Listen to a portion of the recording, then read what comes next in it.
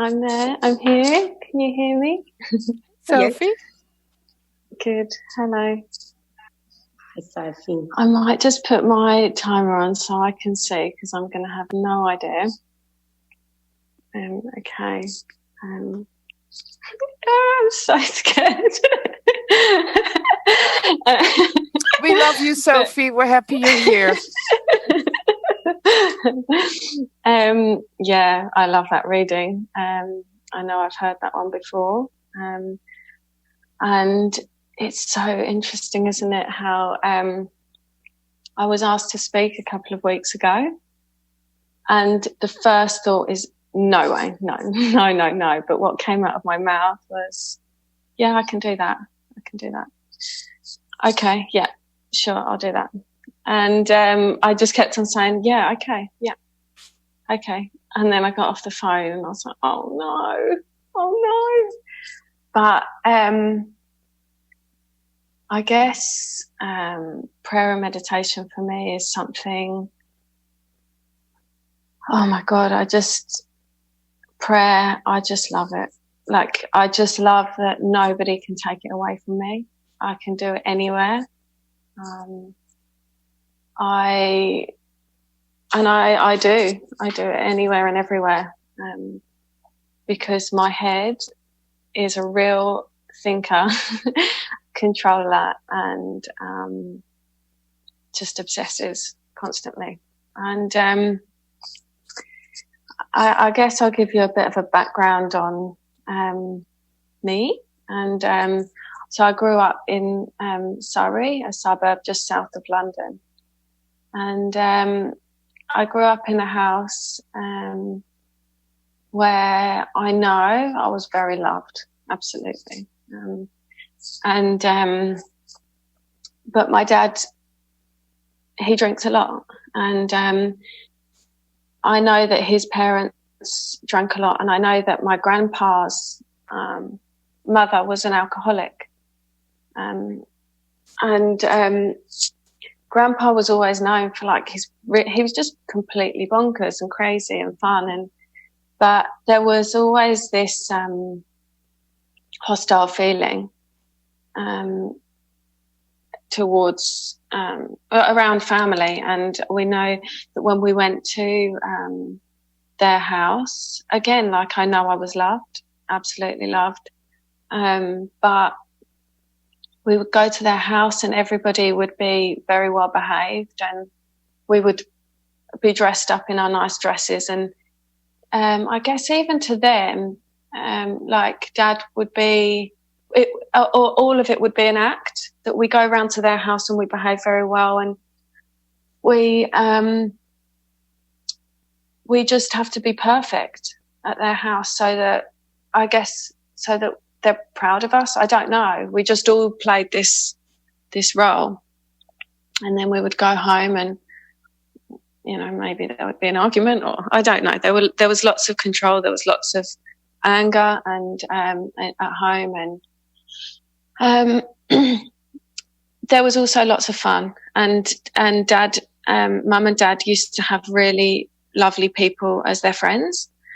And they all used to come around and drink, and it was so much fun, and we would all dance together, and it was so happy. But I do feel like maybe as time went on and we moved to a new, bigger house, there were more, I guess, probably more stress on the family, and there were more arguments and things, and I could kind of tell that Mum would often be trying to keep it all together. And I guess she still does that a lot. So we just went along, and my mum's mum and dad, my nanny and granddad, we saw them a lot. And that was just when we were at their house, in comparison to what I was just saying about my dad's parents. We were so free, and it was so fun, and we were allowed to do whatever we wanted, within reason, as long as we were safe. So loved and so free, and we loved going to their house. And I remember when we used to leave their house, we would all be crying our eyes out, and we would be seeing them the next weekend. And then when they were leaving, we would be crying, please don't go. Why do you need to go? And they would always say, because we live there. And so when I look back on my life growing up, I can see that there was so much fun, and I'm so glad I can see that. And I don't, there was a lot of fun, but there was also a lot of control and anger and real disease. And I remember from a young child just always wanting the next thing. And I remember, we're from like I said, in England, and I remember we went on holiday to Florida and to Disneyland and stuff, and I think it was the second time we'd been. And every single day I wanted a new toy or a new something else, and often I got it. And I remember that one day, I remember it so well, and I wanted this, it was like the Lady and the Tramp, the lady dog. And I was begging, please, Mum, I really want this one, really, really. And I think that was, I remember she turned around to me, it was probably just the last straw, and she said, why is it with you? I want, and that has actually stuck with me because it's so true. It is just, never a truer word has been said. Like, it's always the next thing. And anyway, so growing up, I guess it got, the disease got worse, and I moved. I was always seeking this, something someone else said earlier. I was just always behind my mum. I was just her shadow. I just did not want to be away from her. And the same with my sister. And then eventually when I went to school, I found this friend that was called Sophie as well. And again, we were just glued at the hip all the time together, the two Sophies. And that was just so good for me, or what I thought it was good for my identity. I could just be this two Sophies instead of my own person. And so I just went along, and we're still friends today, and we're still very good friends. And again, I guess I've got God to thank for that. I know I do. So time would go on, and I it was like I always craved this one person that I could always be with. And like with boyfriends and things, I just always wanted someone to adore me. I didn't really even care who it was. And I remember laying in bed at night praying for like a certain person, like whoever I had in mind at that time. Please, God, if anyone's listening, please, can you make him love me? So that I felt loved and necessary in this world, I guess. Anyway,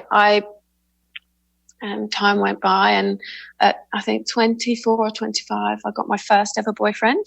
I'd never been open enough to. I think I was so caught on what other people thought of the people that I would choose, that even just one small comment, I'd be like, okay, no, they're out of the question then, no, because I don't have somebody else's approval. Anyway, so time went on, and I went to uni, and I did a degree. And I remember through uni I prayed a lot because I just felt so inadequate. I'd just scraped through school, and I hated school. And the ironic thing is that I couldn't stand school, but then I wanted to go back I felt this feeling that I needed to go back to be a teacher, even though I'd spent my whole life hating school because I hated being away from my mum. Then at high school, I hated all the like the friendship groups, and it was just so confusing. And so I thought, I don't know what. I think I just really loved. I decided to go into primary school teaching, and I really liked hanging out with children. I just felt really, again, like free and loved, I guess. I think that's what it was. And through uni, I would pray a lot. Please, God, please get me through this assignment. Or I'd be up at 3 a.m. I don't know what to write. I don't understand. My eyes would be walking along the pages, looking at all the words, and the information wasn't going in. Anyway, I would pray and pray, and somehow I came out fine. And I remember one of these times I was on school placement, and I'd been asked to. I was on my final placement, so I was quite capable at this time to arrange like a new section of the classroom and arrange it so like a role play area for the children to play in. I was just completely baffled. I had no idea. And the teacher walked out, and I remember being so desperate. I just thought, please, please. I think at the time I was praying to my granny who had passed away. Please show me what I can do here. I've got no idea. And it took me about an hour and a half, I think. And I arranged this whole role play area and into like a doctor's surgery hospital kind of thing. And it looked so cool. So I'd prayed and prayed and prayed. And then afterwards I took all the credit. Oh, I did really well there. Yeah. I didn't say thank you, nothing. That's what my prayers always consisted of. And always for me to look good or for me to get my way. And anyway, I went through and went on, and later on I had a boyfriend, and we split up, and I was just absolutely broken. I just did not know what to do with myself, and it was just awful. So I decided to move to Australia. That will help me. So I went travelling in Australia, and it was good, but I still had a collision with people, of course. And I went travelling with this girl, and turned out I met my husband now. I bumped into this guy, and I just thought, oh my God, like I was just taken in by him straight away, just his energy. And anyway, my visa was up in 2 months, and I just knew I had to go back and see him. So I went back twice to see him. And then I had to go back home in the 2 months. So I went back home. And then I just had this really, really strong feeling I had to go back. None of it made sense because I'd missed my family for a whole year. So I'd been in Australia a whole year, missed my family the whole time, wanted to be back. Then I got back, and then I missed this guy that I'd only known for 2 months, and just had this real strong feeling that I had to go back. And so I went back, and I stayed for 6 months, and probably resented him for 6 months that he'd taken me away from my family, even though it was my choice. Anyway, so when I came back to England after that 6 months, again, like I felt completely confused. I just trying to settle into life again, and I just couldn't cope with these.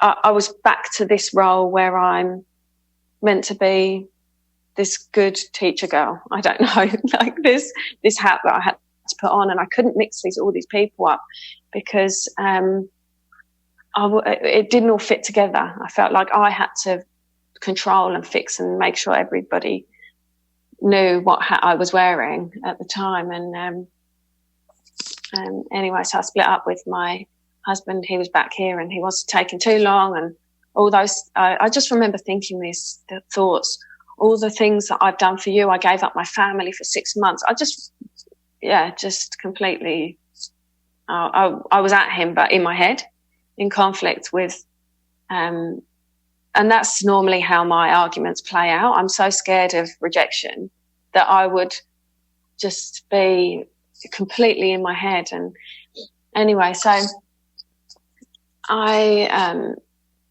thank God he came to England in the end, and you know, it's not all been happily ever after, because then I guess what got me to making the steps is a couple of years later we were back in Australia, and I was starting to feel those really resentful feelings that I missed my family. I was in this room. I didn't even want to come out. We were renting a room. I didn't even want to come out of the room. And it was summer in Australia. I was so hot. I only had a fan. I didn't have air conditioning. I was just desperate, and I felt alone. And I went to an Al-Anon meeting, and I was hearing completely different things to what I'd heard in England. And anyway, maybe a couple of months later, I'd asked someone to be my sponsor, and well, that wasn't an easy task for me either. Like, I was just so scared. But I guess what drew me towards her is her dependence on God, on this thing that I had always been seeking when I wanted the material stuff, and or the person to fix me, or whatever it was that I was seeking at the time. And she actually told me to pray. Even before I'd asked her, I asked to have a conversation with her because I was so desperate. And she just told me, just say a prayer. And I said, I don't know what to say. And she said, just, God, show me the direction I need to take. Or it was something like that. So simple. I'd never thought of praying like that, ever. And now, I guess, even when I think of things that I desperately, desperately want, there are still things that I really want. I think of them, and then I think, I do believe God has the power to give me whatever is good for me. And what I want is not always good for me. And my past shows that. And I've been introduced to a meditation, which again, I'm so quick to think, oh yeah, I feel better. It's, yes, better. That's it. But when I actually, like, I was saying a prayer, all this week, and I just thought, that's exactly how I thought. Yeah, I feel better. Yeah, good. But then I wrote down exactly what had happened that was different for me this week. And I wrote down things like I was able to approach a situation that was quite scary, and a situation where I felt criticised, and I was able to approach this person with a really warm manner. And what was the other things? I responding to people in a gentle way. I laughed way more at work this week. Like, I just had a number of things that I thought, actually, that's different. And so often I can start to think, well, God's not giving me what I want. He's not there. He's not listening. He is just waiting. And I wrote down my conception of God, and it came out so quick. He's just waiting to pull the rug from under me. And if that's what I'm going to believe, then my meditation and prayer is not going to be great. I'm not going to be seeking to go to this person who I find is really scary, or this power, that is really scary. And I heard recently that to see God as a friend, and that makes me more willing I've been so bad in the past few weeks, so imperfect at my reviews at night, and I guess that it's because I'm not getting what I want. So straight away my thinking starts going, you're not getting what you want, this is useless, not working. But when I say the prayer and I take the action, I can see what comes out of it.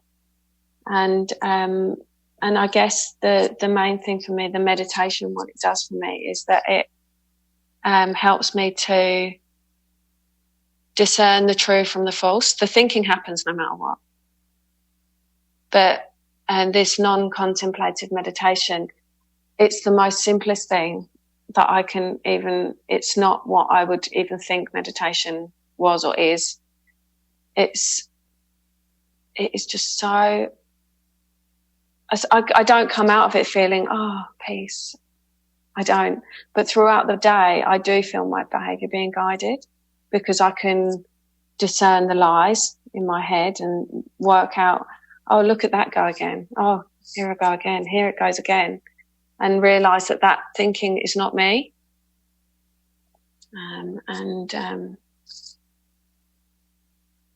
Yeah, it just gives me a peace of mind and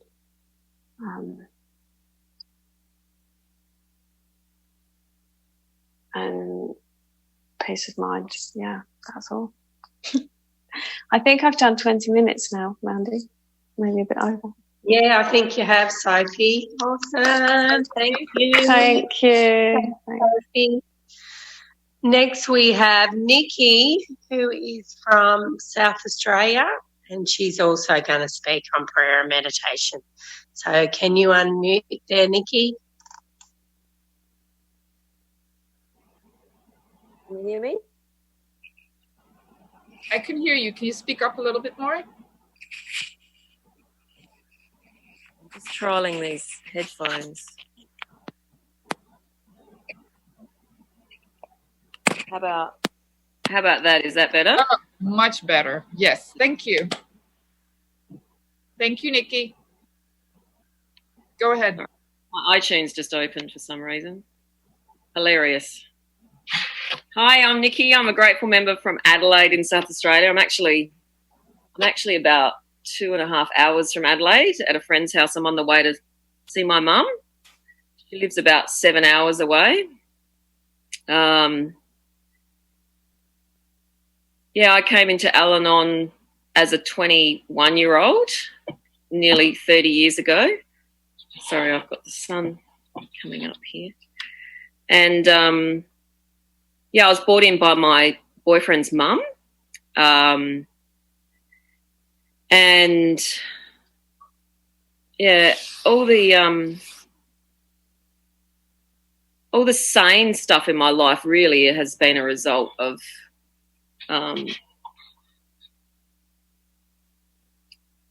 as a result of Al-Anon, really.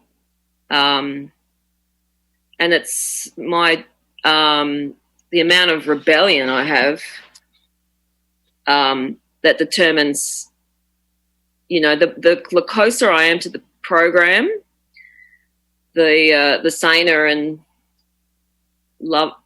lovelier my life is. So you could say my 30-year career in Al-Anon is pretty much based on my closeness to the program. And the way I stay close to the program is, you know, to be sponsored, to sponsor, to serve, to secretariat meetings. I'm a group representative. You know, there's other little bits and pieces. Being a secretary these days at the moment involves a lot of technical stuff. So making presentations for meetings, following up chairpersons, introducing people to Zoom and FCC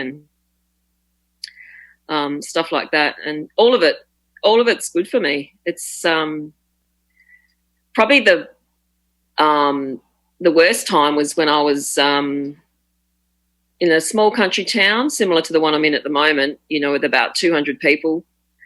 this town was a bit bigger, but I went to one meeting a week and baked a resentment.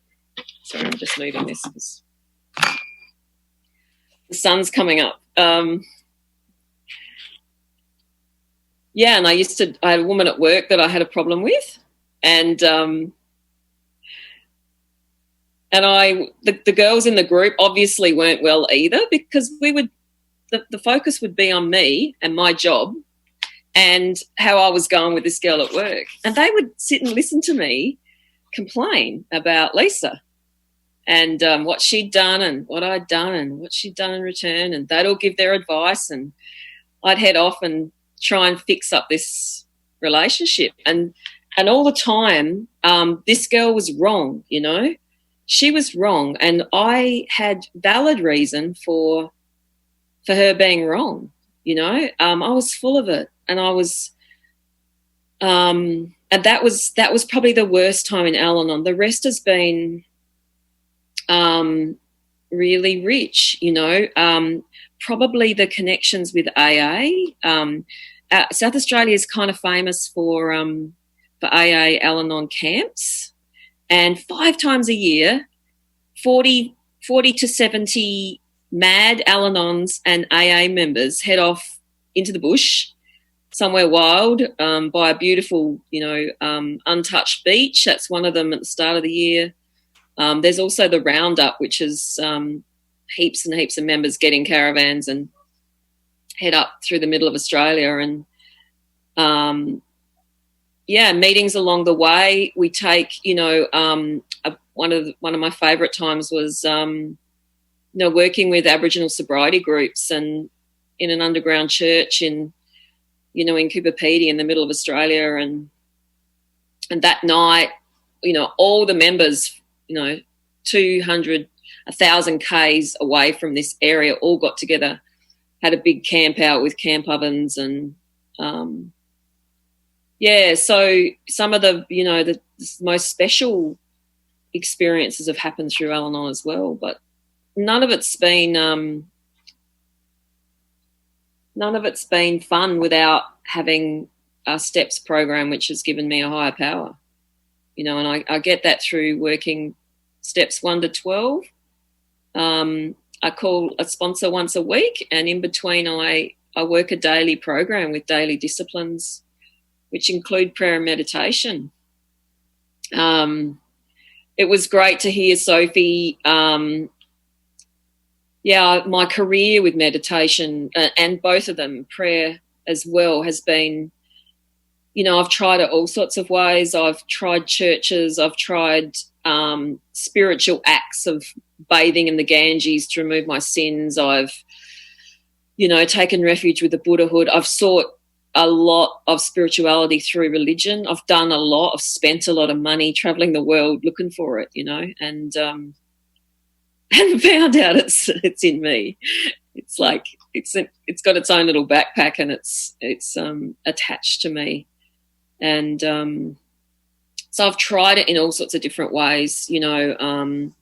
Elaborate prayers that I've got from some religion, you know, chanting and meditation through, you know, different disciplines like yoga, and I tend to overcomplicate everything. So, of course, I've overcomplicated prayer, you know. I've overcomplicated the steps. I've overcomplicated sponsorship. I've overcomplicated today, you know, like I didn't quite know how it was going to fall, and suddenly I was actually in a caravan this morning, and I thought I was going to do the meeting out there, but it was so cold. It must be, I don't know, 7 degrees or something out there, so I'm probably waking up the whole house with my share. But yeah, I tend to overcomplicate something. So prayer's number one, the first way to simplify my life. And just like everything in recovery, I've had to get it from someone else. I don't think any of my ideas have actually been the solution. I haven't tested that, but it's pretty much the clear-cut directions from sponsorship that has been the solution for me, because I'm I'm not really the best at knowing myself. As much as I have spent time navel gazing and the introverted work of yoga and analysis and journal writing and all that work I have done, as much as I have done, it hasn't helped always, you know. I can take that. I mean, I find the inventory process pretty much turns me upside down. So I go from, you know, blaming that person.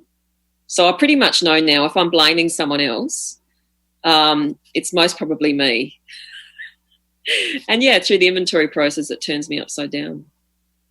So I've been given prayers at each step, and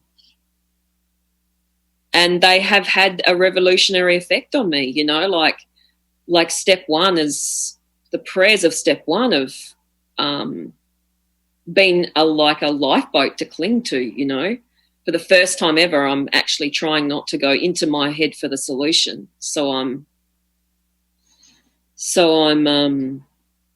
asking to take all the things that I think and put them aside and be open to a new experience. Why do I need a new experience? You know, that I've got the same thoughts every time I'm praying it. I've got the same thinking, like, it's not that bad. But just repeating its work cuts through, you know, abandoning myself to the love and protection at step two. Just this week, it healed my sleep. You know, I actually didn't think my sleep was broken, but I started this prayer and I just slept better and my dreams weren't so violent. There's stuff in my family because there's alcoholism in my family, but my brother's taken over care of my mum and believes all sorts of crazy stuff about what I've done and what I'm doing and doesn't believe she has dementia, and our family's in crisis and conflict. And, you know, I'm today possibly walking into a rageful man that wants to kick me out the house and scream at me and blame me from all sorts of stuff. And with that prayer of love and protection, I've so we, you know, as I said, it healed my sleep. I didn't realise, you know, that's not something you want to be experiencing regularly. But yeah, my life around me isn't the way I want it to be. It's not perfect. And yeah, the third step prayer, specific prayers given to me by my sponsorship and the work I do. I don't know if any of you know the sick man prayer, but, you know, praying for 14 days for someone to have the same joy, happiness, relief, prosperity that I want for myself. And I think the numbers, you know, are relevant, but my brothers are in my prayers every day and my attitude has changed to him. You know, I feel very privileged to know about alcoholism, to know and be a part of an education around it, to have compassion for a man that has to ragefully scream at his sister and who is really frustrated and really unwell. And I can have compassion for that man and the other alcoholics in my life. Those sorts of the power of those sorts of prayers. I've learnt to pray on the way to meetings at work because I've got a problem with staff meetings. Like, I just have had so many incidences and inventories as a result of staff meetings. So I pray to be mature, sensible and kind in staff meetings. I don't know. It hasn't really worked in the last couple of weeks. I've had some crisis at work, but these have all just come out of, you know, inventory. So regular inventory, step 10. And I get knowledge of how I am the bull in the china shop, or how I am how can you spot an alkie, you know, just look at his partner or her partner, you know. I'm the Al-Anon. I'm the crazy one that's trying to round up people that are having a good time. You know, they're just having a good time, just having a drink. You know, it'll get done. You know, my last partner was really big on all sorts of frustrating stuff like, you know, let's not talk about the future. You know, that kind of hippie stuff, you know, like just wanted to strangle him because meanwhile there's no income coming in, you know. Yeah, I try and pray before I pick up the phone from my sponsees because I've spent a lot of my career in Al-Anon. I can use the program and sponsorship and people to fill myself and get bossy, and I have to make an amends, an apology, and, you know, I come off the call or my interactions with people in the fellowship and I feel like I've said too much or done too much, or that's gone, you know. But I do, you know, have a routine around it. I wrote down some stuff from One Day at a Time and Courage to Change. Prayer is the most personal form of communication. Prayer is for me, not for God, who knows what I'm going through without explanation. With prayer, I say I'm willing to be helped. I can pray consciously, thinking, writing, creating, feeling, and hoping. And finally, yeah, that's the other one I talked about. And meditation,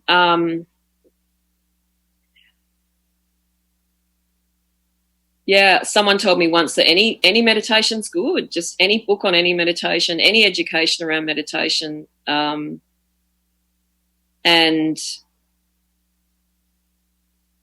yeah, I've always found meditation useful, just like prayer. Just for today, I'll have a quiet half hour all by myself and relax.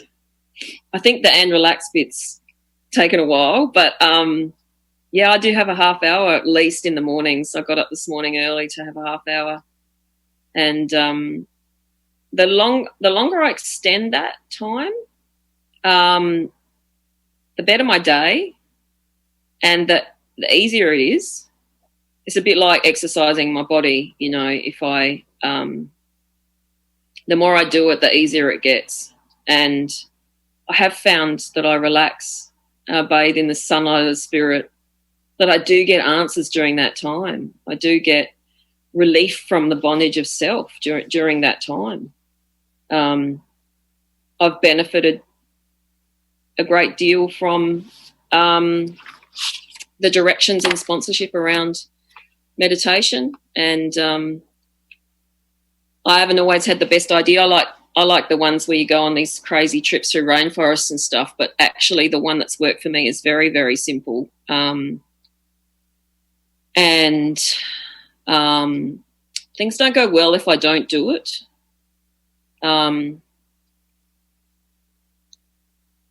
So I found that out the hard way. I think it takes me a good 2 or 3 hours to stop looking for the solution in my own head, in everything. It takes me a good, I don't know if it's me or it's the time I'm in or my level of recovery or what. But at the moment, it can take me quite some time to stop being a little worried about things, or a little fearful, or a little stressed, or wanting to change things, or working out what I'm going to say in my head to them when they say this. I was telling a member I was with yesterday, you know, like, I want to fix up my work situation, which isn't going well again. And, yeah, I've worked out what I'm going to say when they say this, you know. They quite possibly aren't even going to say that. Yeah, my head's its own animal. And takes off by itself, has its own solutions and way of managing life, and I'm not comfortable with not following it. You know, it's, for me, there's sort of 2 grooves of wood, and the steps enable me to to flip out of that groove of wood that feels safe and comfortable. And as time's gone on, that, you know, I'm in the safe and I'm in the new groove of wood. And then when I flip out into the old one, that feels weird. You know, that's what I realise is the result of prayer and meditation, a result of practice, regular practice, routine practice when you're not feeling like you want the answer. You know, in my dealings with people, institutions, you know, traffic, I just find the word God useful, you know, and it just reminds me that I'm not alone, and I'm not the answer. I'm not the solution. I'm a good leader. You know, I'm a good boss. I'm a good manager. You know, I'll take on everything, you know. In early days, talking about these camps, you know, I would go to these camps and I'd be working out how they could be run better, how you could organise them better.